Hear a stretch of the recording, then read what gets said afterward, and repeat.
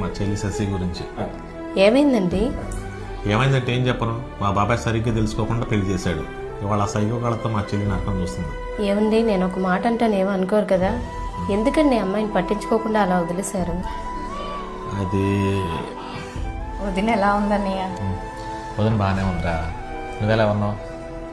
ఇక్కడ ఏం ప్రాబ్లం లేదుగా, అంత బాగానే ఉంది చెల్లి. నాకేంటన్నయ్య, చాలా హ్యాపీగా ఉన్నాను. నాకేం ప్రాబ్లం లేదు.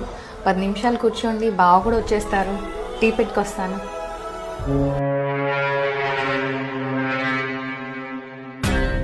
బావా ఎలా ఉన్నావు?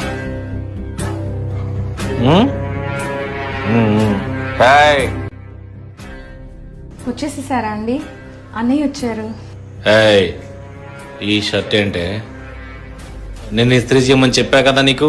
అది నిన్న కొంచెం తలనొప్పిగా ఉండి నిద్రపోయానండి. నిద్రపోయావా? అంటే నా మాట అంటే నీకు